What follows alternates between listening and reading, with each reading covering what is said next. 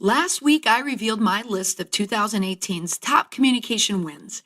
The list was made up of my choices for the top hooks, rebounds, or out-of-the-box communication thinking from brands, people, politicians, and so on. They put a good spin on a maybe not-so-good event.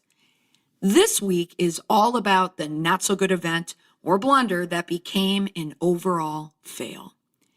It's not a top 10 public relations fails from a PR practitioner point of view, but from a public opinion point of view. There was an event that made headlines, then there was a fallout, and then there is a lesson to learn for everyone. Want to hear this list?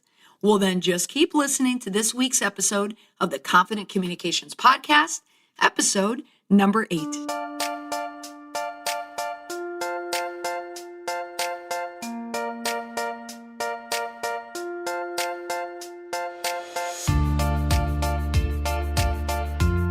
Welcome back to the Confident Communications Podcast. I am your host, Molly McPherson. This week, the top communication fails for 2018. Now, why this topic? I'll tell you. I give a lot of talks and workshops, and my personal hook is that I bring in a communication fail as a starting point to illustrate the importance of having a sound communication skill set. I think that people are more receptive to hearing me discuss how to take the fear out of communicating in the modern age when I start with a blunder that someone else has made. Now, the great thing about the business that I chose for myself is that someone makes a mistake every single day. I'm not kidding, every day. If I'm at a hotel, I just have to grab the paper in the morning and bring it with me and then show them the headline. Sometimes I might call up on the screen a screenshot of the New York Times or whatever the headline is, but I always give an example. For example, 2 weeks ago, I was in Des Moines, Iowa, and that was the day after that Rudy Giuliani made a punctuation error in a tweet when he was trying to discuss Donald Trump at the G20 summit. He didn't bother putting a space between the period ending one sentence and the first word of the next sentence. Now, on a podcast, it's difficult to see that. But what it does is it inadvertently creates a hyperlink. A hyperlink is the blue that with an underline that you might see on a website or on a Word doc or PDF doc. And what that means is that it links to a website. And in the case of this hyperlink, a super social savvy person saw that Giuliani had tweeted inadvertently a hyperlink, purchased the domain, and created a website. And I believe it was a .in, and a .in will allow you to create a website. And the website, as soon as you went to the page, it said, Donald J. Trump is a traitor to our country. I mean, that's just like downright dirty social media dark arts. And, but Rudy Giuliani, he doubled down on it. He did not admit that he made a mistake. He did not admit that he did not know what he was doing on Twitter. He said, I stand by that tweet. Now, my next trip, I was in Oklahoma City just 2 weeks ago. The headlines in the paper: Heisman Trophy winner, Oklahoma quarterback Kyler Murray apologizing for anti-gay tweets that he made when he was 14 and 15, which means was 2 years of bad tweets. But of course, with any athlete nowadays that gets that wins an award or is on a professional team, fans tend to go back to all their tweets, and sure enough, they found something, and he had to come out and apologize for it. Anyway, bad tweet, bad PR. But these are all good openings for my talks because people pay attention right out the gate. So that's why I created the list of the top communication fails. Many of these I've used in my talks throughout the years, either as a kickoff or I'll use it as an example. They are a compilation of public relation fails or social media fails. The distinction in the response is that it was caused by something they did wrong from a communication perspective. So it could be social media, it could be messaging, it could be just bad publicity. But I want to talk about and focus on the communication tactic. Thus, the title of the podcast, Confident Communication, because I want to give people the confidence to know how to communicate, whether through the spoken word or online or through social media. So I'm going to go through the list, and then I'm going to discuss the fallout and then the lesson learned that all of us can learn from these events. Are you ready? Let's go. Number 10, we are going back to January, which I can barely remember, but I do remember the story because I happened to be in a hockey arena when the tweet came on my phone during the time between the first and second period. But the subject was Hawaii Blair's erroneous missile alert. And the idea of sending an emergency alert to warn mobile phone users and news outlets of an incoming ballistic missile was meant to keep them safe and not terrify them. When this event happened, if you remember, it was during the time of heightened tensions with North Korea. Seems like a lifetime ago, but this was back in January when the North Korean talks were in the news. Hawaiians received emergency alerts on their phones saying a ballistic missile threat inbound to Hawaii, seek immediate shelter. And this is not a drill. And I remember thinking, oh, that is a bad tweet. Turns out what happened, the snafu came from an employee who pushed the quote unquote wrong button. And the subsequent reports revealed that the employee that pushed the button didn't think it was the wrong button to push at the time because they believed that the practice emergency drill was the real thing. So we were told that the mistake was more of a tactical mistake. There was just some miscommunication. Then at a press conference later on Tuesday, a couple days later, Hawaiian officials released a second report on the incident, confirming that the employee was terminated and referred to the employee as employee number one, which now in December sounds like individual number one in Michael Cohen's testimony, but that this employee had been a source of concern at the Hawaii Emergency Management Agency. And I have to say, looking back on my FEMA experience, would the Hawaii Emergency Management Agency be HEMA? I don't know. I have to check that. At any rate, but this employee was a source of concern for more than a decade and was unable to comprehend the situation and confused real life events and drills on at least two separate occasions. Doesn't quite sound like the state employee that you want manning the controls if there was an incoming missile strike. So another employee resigned before any action could be taken. So already we can go ahead and assume that employee number one was probably an employee of a certain generation, an older generation, because they had been around for a long time, and that there was some form of a cover-up. All in all, with these explanations, though, the whole sordid affair was pretty unnerving. But it also raised questions about the process of the emergency alert system. And also, people really want to know. This is something that's changed now in this day and age, that people always want to get to the bottom of things when something goes wrong. Why did this happen? Now, there was a bigger issue here, was that there was a delay, a very significant delay of about 38 minutes when they could not stop the alerts from going out because, get this, the person responsible did not know his Twitter password. Huh? Honest to goodness story. So what is the fallout? Well, a number of people lost their job. 2, a number of people lost the confidence of emergency management in the state of Hawaii. But the lesson here is, if you work in emergency management in any capacity or in any job, or if you're just a human being using anything on a computer, you must learn your passwords. Everyone needs to know their passwords. If you're still someone that likes to write down their passwords in notebooks, not the safest thing to do. Anyone could find that. The hack could be someone could just open up your notebook.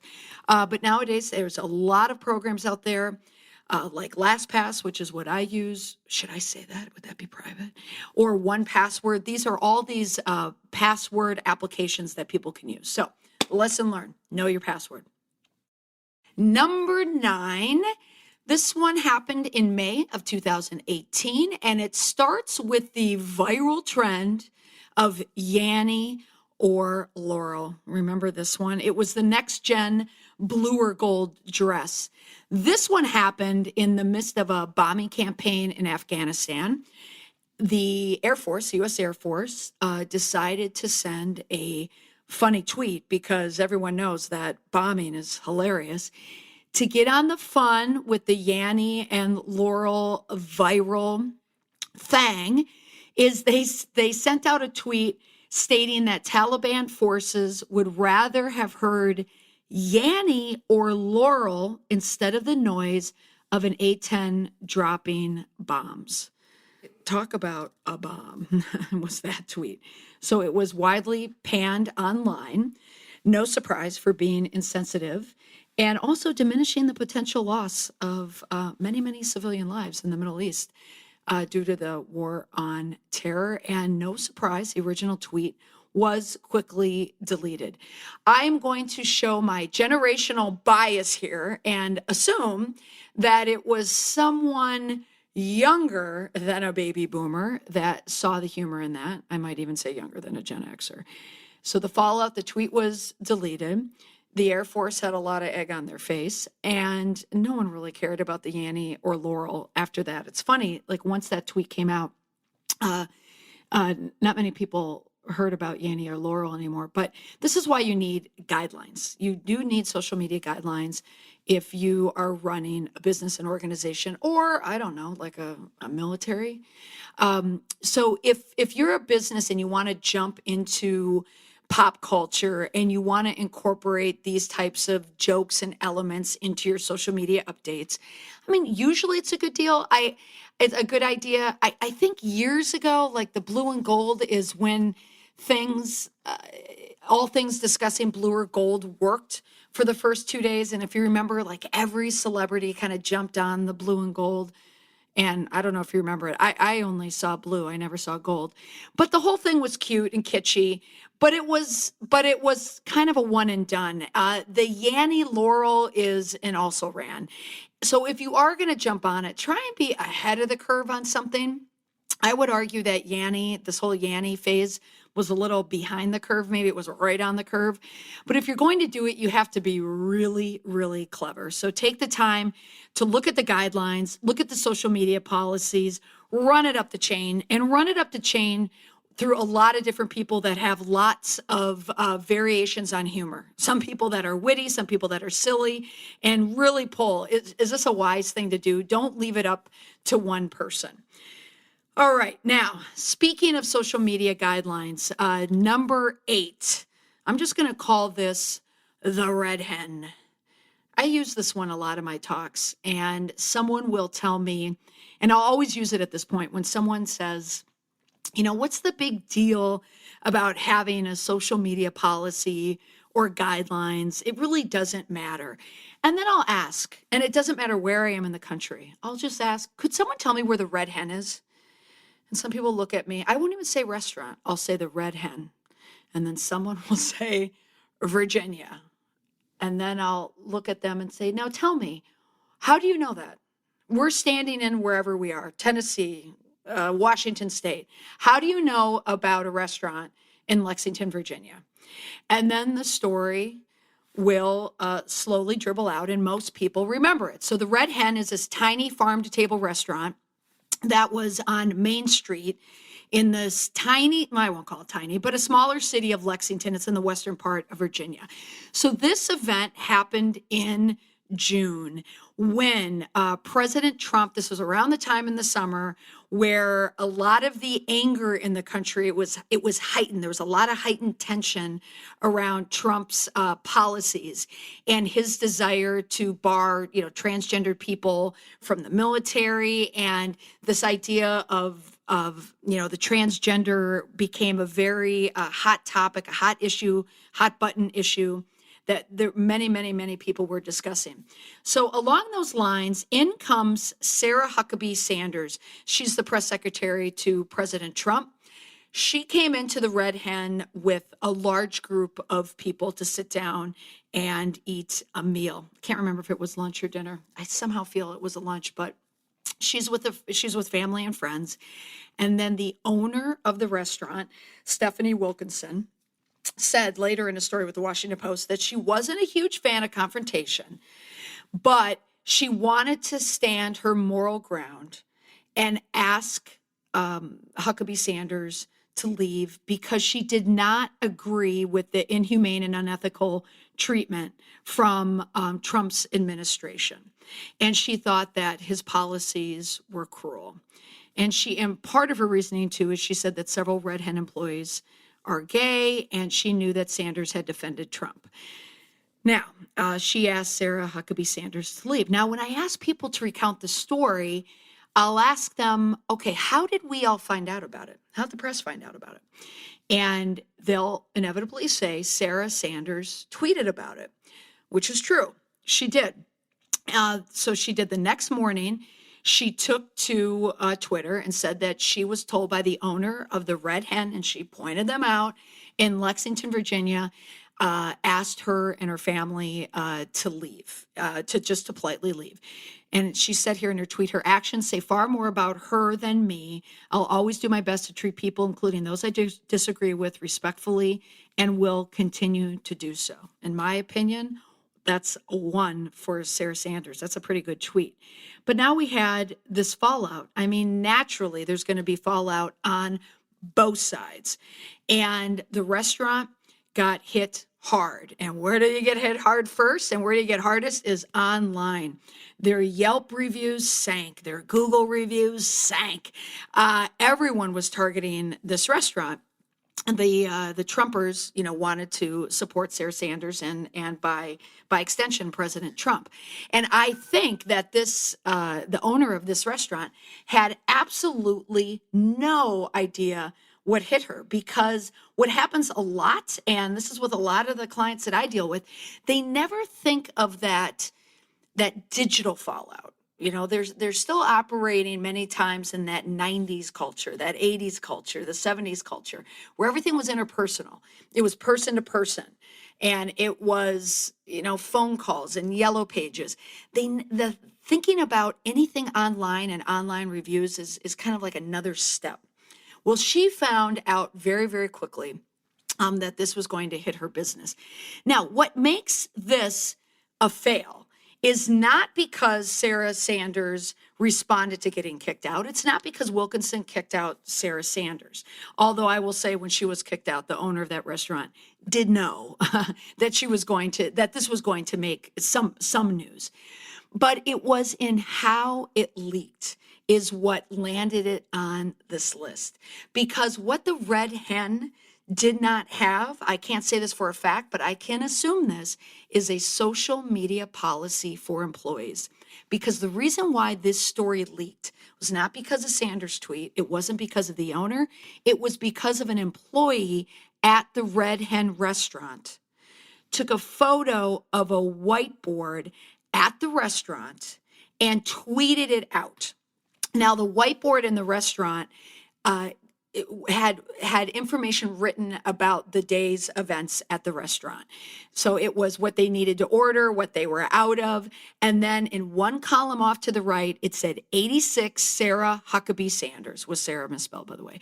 And that was tweeted out. So in other words, 86 meaning kicked out. Now that went viral. And that, I believe, is what triggered Sarah Huckabee Sanders to tweet about it, because it already got out in the ether, so to speak. So the fallout, the Chamber of Commerce had to get involved in the area because that whole area took a hit in terms of tourism. And tourism matters to that part of town, especially when it was summer heading into the fall. And as of this year, they had commissioned a research study to analyze the financial hit that entire region took. Now, the lesson here, again, Have social media guidelines for employees in place. Be sure to tell them what can and cannot be posted online on social media. But also, if you are a business owner, especially if you're a small business owner, be very mindful of the actions that you take in your business and how they can reverberate online. Never forget that online piece, because when you get hit with a swarm of angry critics or trolls, it can sink your business quickly. They're still in business, however, but check the reviews. You'll be able to still see some colorful reviews. Next on the list, number 7. I didn't even need to write down the date that this happened because I remember, because it was near Halloween. And number 7 belongs to Megyn Kelly. Megyn Kelly, who is now the former host of the Megyn Kelly Today Show on NBC. I'm sure all of you have heard or have seen this clip. So there was a controversy on The Real Housewives of New York with Luann, as she dresses Diana Ross, and she made her skin look darker than it really is, and people said that was racist. And I don't know, I thought, like, who doesn't love Diana Ross? She wants to look like Diana Ross for one day. I don't know how, like, that got racist on Halloween. It's not like she's walking around in I have general. not seen it. Now, the fallout, as we all know, Megyn Kelly lost her job. There was a buyout to her contract right now. And as of this recording, she has cut her hair back to the Fox News length of what she looked like when she was at Fox News. She is still not yet employed. It's not clear who her future employer will be or if there'll even be one, but she is still in the press a lot. There's a lot of paparazzi photos of her, like just not sauntering. I mean, she's a mom, so she's always buzzing around New York City, excuse me. But she is out of a job because of the comment that she made about blackface not being an issue, especially when she was a child. Now, being the same age as Megyn Kelly, and many people that are the same age immediately went back to that time and said, wait a minute, blackface was never appropriate, ever. And so she was trying to do something. It didn't work, clearly didn't work. And she is out of work. Now, as an aside, I think NBC was definitely looking for a reason to get rid of her. Her ratings were very, very low. They were lower when the previous hosts of the show, Al Roker and Tamron Hall, had the hosting duties on that show, and her ratings were much worse. And she just didn't fit in that format at all. But she lost her job. So the fallout, NBC is still trying to recover. They are going to have a new program, and then Jenna Bush reportedly is going to be, or the rumors say that she's going to be one of the people to take over that show, if not the solo host, which ironically, she was sitting on the panel when that happened, but you are not going to hear NBC mention that. They want everyone to forget that Jenna Bush was sitting at the table. But the lesson here, never make a guess on racism. 2018, heading into 2019, there is no place for bigotry, especially public cries of it and public speeches and public conversations. It shouldn't be in the discourse. It shouldn't be in the commentary. And if it is, there's going to be fallback. Number 6 belongs to Rob Porter. Does that name sound familiar?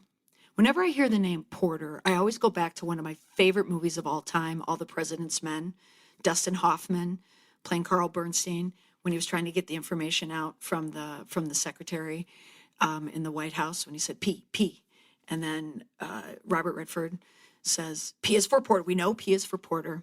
Okay, this is just how my mind works. But anyway, Rob Porter, the Rob Porter that I am discussing, was an employee of the current White House, and he worked for President Trump, and he had to abruptly resign because of abuse allegations from 2 ex-wives. Now, where's the communication problem in this? I'm sure that you're wondering. So just stay with me for a bit. John Kelly was at the White House at this time, and this is the point in the program where I'm going to mention I had crowdsourced this list to people that I know, friends and friends that are, kind of in my PR world. And my friend Maura, when I asked her, she said, the mooch, you have to use the mooch. And I thought, oh, the mooch is a great idea. There's so many things we can say about the mooch. But unfortunately, the mooch, as I reminded her, or I didn't remind her of this, but I only thought of it later on, was 2017 more. The mooch was not 2018. And the mooch happened on our way. We were going to Martha's Vineyard, but that's a side story. But mooch is of circa 2017. But 2018 is Rob Porter. And Rob Porter, when he was working with President Trump, it was around the time that John Kelly was there. And John Kelly was a chief of staff, and he was a big fan of Rob Porter, so was President Trump. And then Rob Porter at the time was allegedly dating Hope Hicks. Now, this is the Molly conspiracy theory. I tend to think when unusual things happen in the White House or Hollywood or whatever, that there is something else afoot. And when there is a story that Hope did I say that right? Hope Hicks and Rob Porter were dating. I thought, why is this a news story? No one even knows who Rob Porter is. People know who Hope Hicks is. At the time, she was the communications director at the White House. She was a longtime Donald Trump employee, and he brought her to the White House. But I thought the news story was suspect. And then sure enough, a couple days later, Rob Porter was now a big story because his two ex-wives had accused him of abuse. Now, here's where the communication fail comes in. John Kelly, as we later learned, knew about the abuse allegations. And it was questionable, like what he knew exactly. But take a listen to this clip from a press briefing and listen closely to listen to the words and what they're trying to say and what Raj Shah, the deputy press sec, is trying not to say. Tell us, Raj, when the White House first became aware of these allegations? Well, I know there's been some reports about the chief of staff. He became fully aware about these allegations yesterday. I'm not going to get into the specifics regarding who may have known what pieces of information, because they were all part of an ongoing background check investigation. You say fully aware. Was he partially aware? Well, I think we all became aware of the news reports that emerged on Wednesday morning and some of the graphic images. But did he know any of this back in November? Again, I'm not going to get into the specifics. There's very deliberate wording in there. And did you catch it? Now, when I listened to it, John Kelly knew a lot, but John Kelly ain't saying how much he knew. So there is a cover up there. But now, why is it a communication fail? I think it's a fail because I think that John Kelly had planned this from the beginning. He wanted to keep Rob Porter in. He knew that these abuse allegations were out there, but he was going to contain it because it was just in an FBI report. But what John Kelly of the generation of, I'm going to put him as a late baby boomer, never thought about was to look online. If anyone took the time, 30 seconds, to Google the two ex-wives of Rob Porter, they would have seen that one of them had a blog and a somewhat popular blog, and she detailed the abuse allegations. So that's why this event is a number 6 on my list of communication fails, because John Kelly or John Kelly's team failed to Google and failed to find this information. The fallout, of course, Rob Porter is gone, Hope Hicks is gone, and now John Kelly is gone. They're all gone. But the lesson learned here is if you're doing any type of campaign, any type of work, any type of event where other people are involved, just Google them and find out what you can find with a regular Google search, because if you can find it, that means the general public's going to find it as well. All right, we are halfway through the list, and now we are on number 5, and I've titled this, I Really Don't Care. Do you? Do you remember who said that? Or, more exact, do you remember who wore that?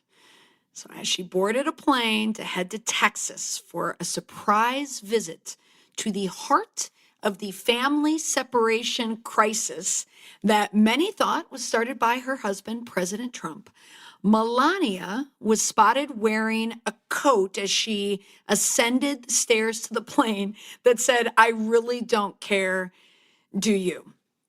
This would be, if I could put an emoji out there, it would be the face slap, the palm and the head slap. Why she did this, I will never know. Her handler said that she did it because she wanted to send a message to the press that she felt was attacking her husband or treating him unfairly with their coverage. Now, if you could go back to when all of this was happening, again, it was during the scrum of the family separation time, and when she had boarded the plane, as she boarded the plane, it was during a time when Melania Trump had a lot of sympathy because she never spoke a lot. And I kind of feel that part of the reason why she doesn't go on camera and do a lot of interviews is that English is her second language. And that would be a challenge because it's nerve-wracking enough to be on camera. Everything you say needs to be vetted, so it has to be prepared, and you don't want to cause, do no harm is what they usually say with media interviews. So it's understandable, at least to me, why she would be hesitant to do that. But she, at that point, had a lot of public sympathy just because she was, new to this position, and she was married to someone that was creating a somewhat volatile environment in the country with a lot of his policies. But her public opinion, and this, of course, is unscientific, this is just my opinion, I thought was much, much higher than President Trump's.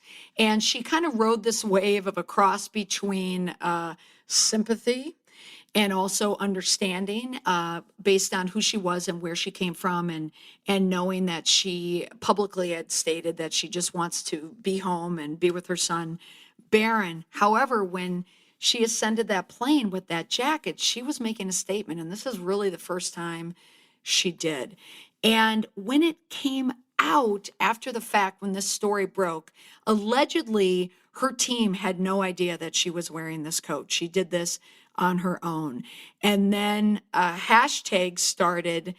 One was she cares, hashtag she cares, and hashtag it's just a jacket, because that was the spin that her team was putting out. However, it was the point in Melania's term, if you will, as a first lady, where she likely took her first dip in the public opinion polls, because many, many people thought that jacket and that statement in particular was a very cold statement. And even though she claimed it was towards the press, that is not clear that wearing that jacket, that coat, was making a statement against the press. It looked like she was making a statement against the people who were supporting the children. The fallout, Melania had everyone on her side until the coat. But the lesson here is that optics matter. Melania's loudest, most poignant interview and moment in the spotlight was when she never said a word. It's when her coat did. Now, number 4 is yet another example of a news story hitting on the day that I was conducting a communication workshop. And it just so happens that I was in the home state of the person at the center of this PR controversy. Who am I speaking about? Papa John. Now, Papa John is known as John Schnattner, which is a name that I can never pronounce, which is likely why it's called Papa John's, and he goes by Papa John's because no one else can pronounce it. But John Schnattner had a problem. And part of his problem was that he could not help himself. When the take a knee issue was happening with the NFL, specifically when Colin Kaepernick of the 49ers wanted to take a knee, and it became a big racial issue and a big problem for the NFL. Papa John's, a big sponsor in the NFL, stood on the other side of the knee, and John Schnattner wanted Papa John's to publicly state that that he was against players taking a knee. Now, the Papa John's board of directors didn't think this was a wise choice in terms of messaging for their pizza chain, and sales did take a dip. So the board recommended, or probably persuaded Papa John Shatner to get some media training. So when he was in the media training is when things went off the rails, because ironically, he was given media training to help prepare him for media interviews about the issue of the take a knee, and they needed to develop new messaging around commentary that didn't have any racial undertones. So in other words, he was just being taught how not to sound like a racist when he's talking about pizza. And during the course of the training, he tried to draw a parallel between Papa John's and Colonel Sanders.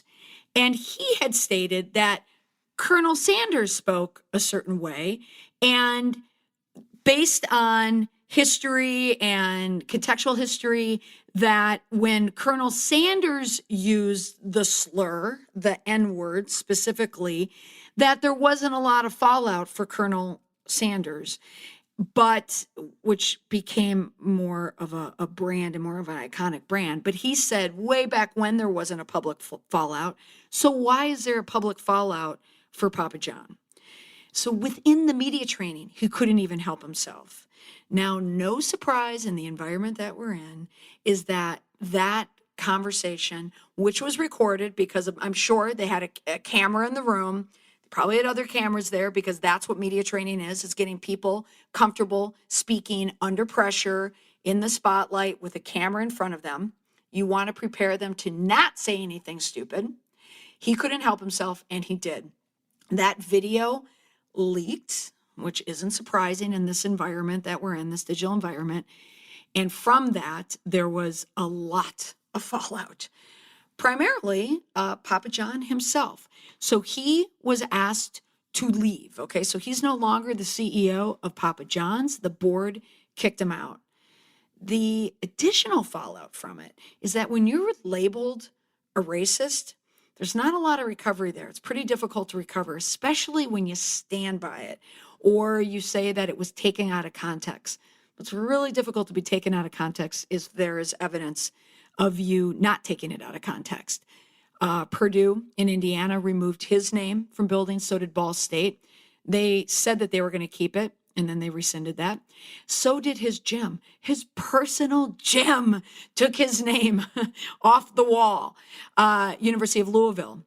Also the NFL, MLB, they dropped Papa John's. So Papa John's is still in a recovery mode. And Papa John himself has created a website, SavePapaJohns.com, which is interesting because it should be Save Papa John because it's trying to save him and not the pizza chain itself. So there's a little mixed URL messaging there. But in this PR tug of war, Papa John lost out, because the lesson here in this current PC climate that we're in, racist, biased, homophobic, hateful, discriminatory, you name it, any type of hate language does not have a place in society. If you work for a person or an organization that supports this behavior, then get out. The landscape simply does not support it. And they will eventually be found out and ostracized. Either they'll leak it out themselves or someone else will do that, because we're in a very transparent society. If business leaders don't want to be transparent, someone will do the work for you. Number 3 doesn't go to a specific person per se. It goes to a whole collection of them. And these are the mistweeters. And the mistweeters are the people in 2018 that sent out previous tweets or tweets that either harmed or derailed their career or an event that they were involved in. Now, I mentioned earlier the Heisman Trophy winner, Kyler Murray, he had to go back and apologize for tweets that he had made just a few years earlier. And there are plenty of examples in 2018 where tweets came back to bite people. There were a rash of tweets from baseball players. Hader, I think, was a pitcher that he's the one that tweeted negative comments. Trey Turner from the Washington Nationals, they dug up some bad tweets about him. And this is like Mr. Nice Guy, Baseball USA. And those were really bad tweets. So there are a lot of athletes out there that got caught up in this bad tweet. But also recently, Kevin Hart, who was going to be the host of the Academy Awards coming out in the new year, he had to relinquish his position as the host for tweets that were anti-gay, homophobic tweets. At first, he didn't want to apologize, but then he gave in and apologized and no longer, but still didn't keep with his hosting duties. And the mistweets go on and on. Now, I think the person, though, that probably suffered the most from a mistweet, so we will give this person the number 3 slot, is Roseanne Barr. Now, Roseanne Barr is someone that always seems to step in the thick of it at some point by doing something. But in this case, it was the tweets. And her tweeting was allegedly when she was on Ambien, and that was the excuse that she gave for tweeting out real derogatory content about Valerie Jarrett and lots of other things. But that's the one that got her fired. And she had just started working with ABC again. She was working on the Roseanne program, was back. The ratings were through the roof. And for a network television show in this kind of world of Netflix and Amazon Prime, ABC was really happy to have this show back on the air, but they had to fire her because they could not let these tweets stand. So for number 3, it's going to be for all the mistweeters out there, but number 1 spot probably goes to Roseanne Barr because she lost the most. So that was the fallout of the mistweets. And what is the lesson learned? Oh my goodness.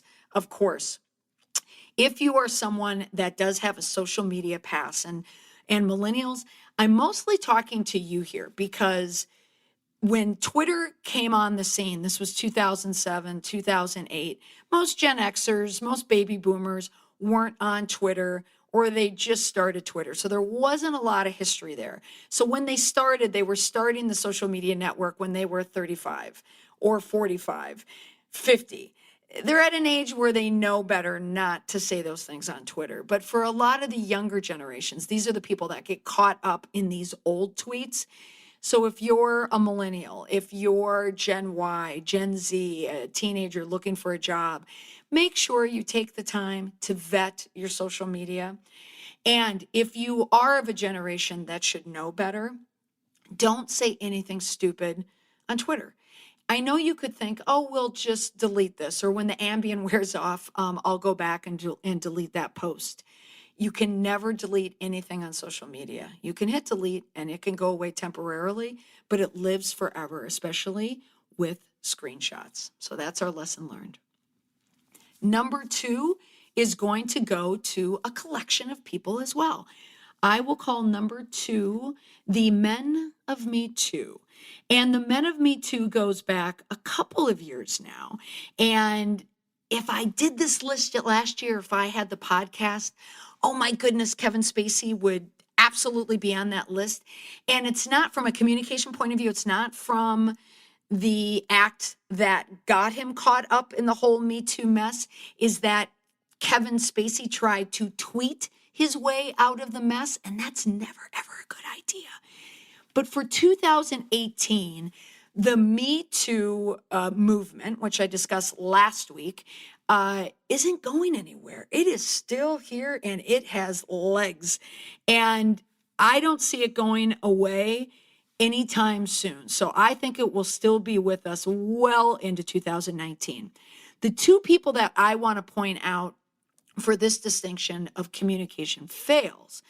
Number 1, Les Moonves. He was the former head of CBS and ugh, I mean, this guy, the stuff that this guy did to women on his way up on the entertainment chain. And I go back years ago. I worked for a CBS affiliate when I was in the Twin Cities, and I remember his name. So this is someone that I've always followed, and there was always this kind of blind gossip buzz about him that he really was this type of a guy. So it's no surprise that his antics, his sexual antics, were going to come out at some point, and they certainly did. And when it did, Les Moonves made probably his biggest mistake, but he really had no choice, was in his statement. A lot of women accused him of sexual misconduct, especially as it related to his position with CBS. And his response was this: those were mistakes, and I regret them immensely. But I always understood and respected and abided by the principle that no means no, and I have never misused my position to harm or hinder anyone's career. At the time of this recording, we all know that that is a bunch of hooey. It's a lie. So you never want to lie in a statement. And then we found out that he did lie. And I don't know if you heard this bit about it, but when they were investigating whether or not there were communications that he had on his electronics about any of the cover-up, investigators wanted his iPad, and he gave them his son's iPad. Okay, so this guy is guilty.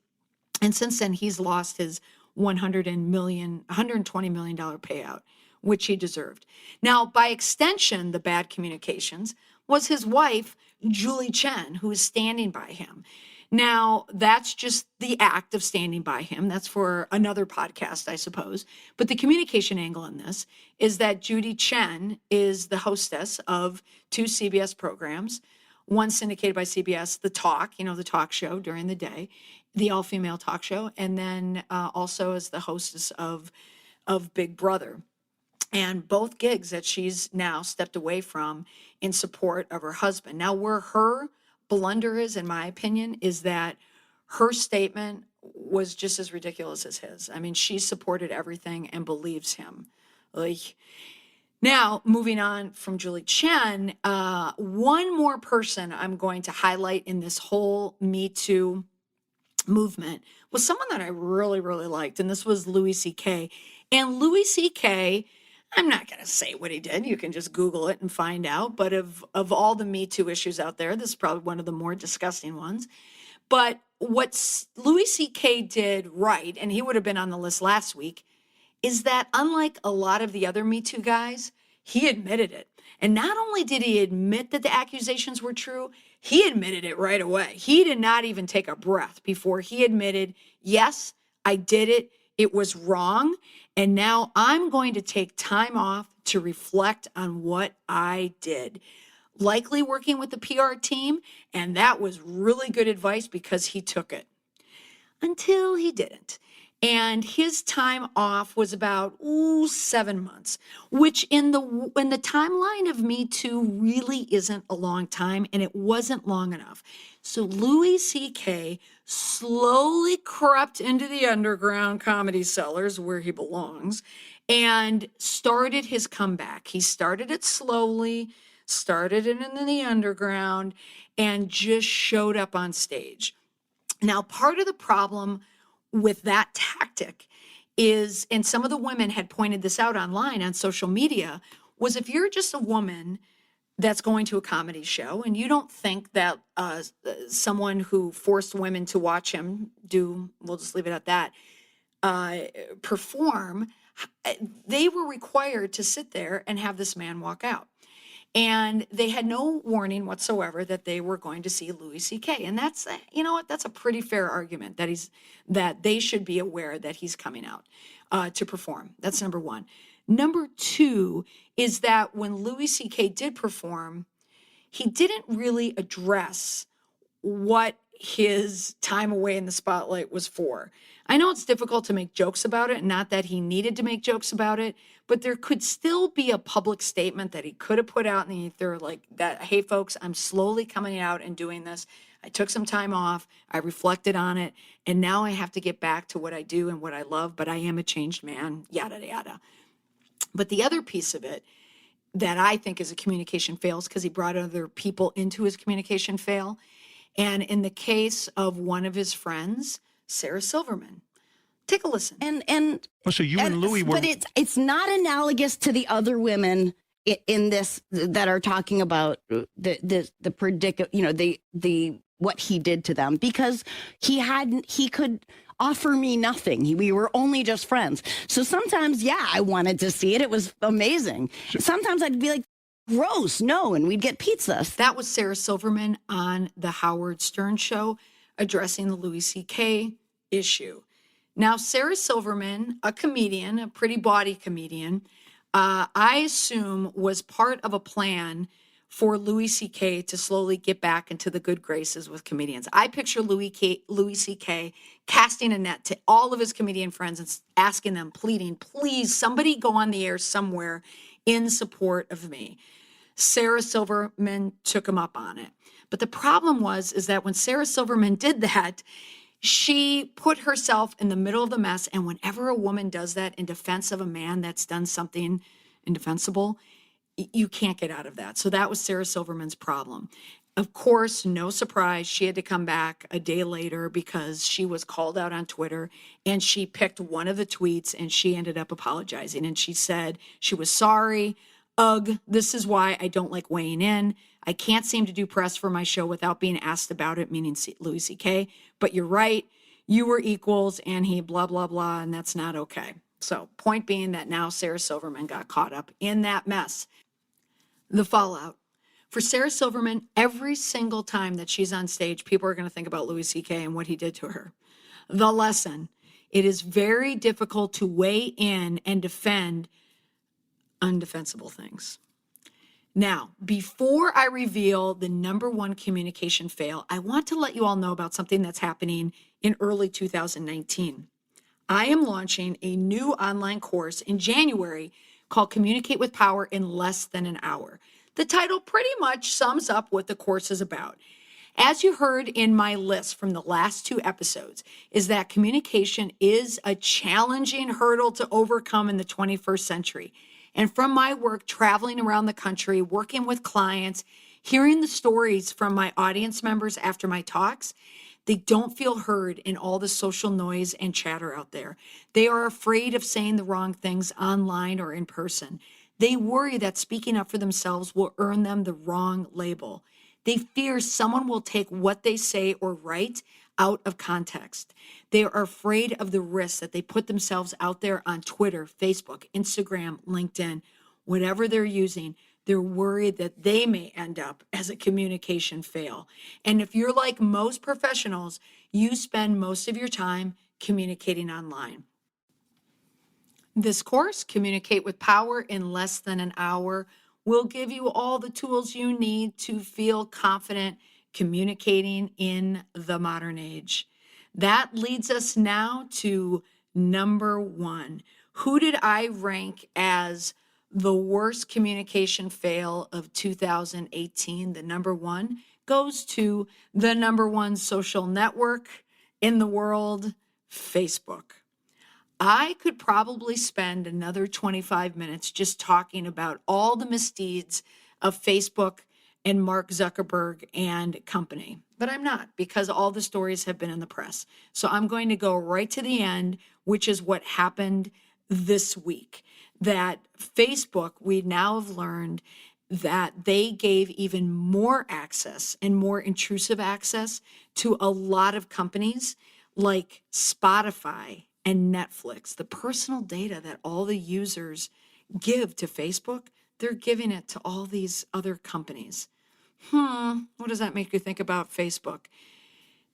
Transparency is the key word in this PR fail. Mark Zuckerberg was not transparent.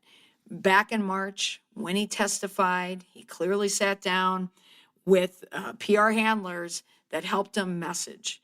But now here we are, we're in December, and his PR stock is as low as it gets.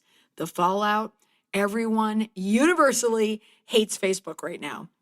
Even though they still have about 2 billion users, From a PR public opinion perspective, it's probably at the lowest it's ever been. And the lesson here is for business, whether big business or small business, it's about transparency.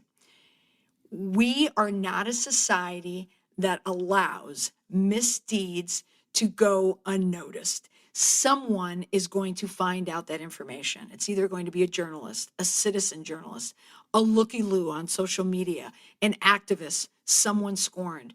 Whoever it is, the information is going to get out there.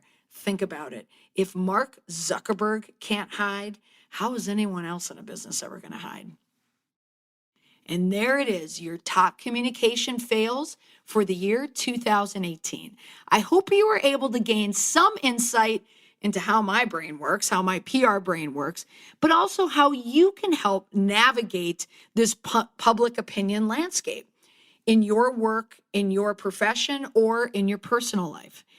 And this wraps up the Confident Communications podcast for the year as well. For those of you who listened or subscribed in 2018, thank you so much. Next year is going to be a good one for this podcast. I have a number of excellent guests already lined up to talk about their specialty as it relates to communications. And it's also award seasons. And I'm going to talk all things communications about the Golden Globes, the Academy Awards. I have a friend that I'm going to bring in, and we're going to dish on it. I promise you'll love it. Thanks again for tuning into this week's episode. And before I let you go, don't forget to subscribe to this podcast on Apple Podcasts, Stitcher, Google Play, and Radio Public. Thanks for listening to the Confident Communications podcast. We'll see you in 2019. Ciao.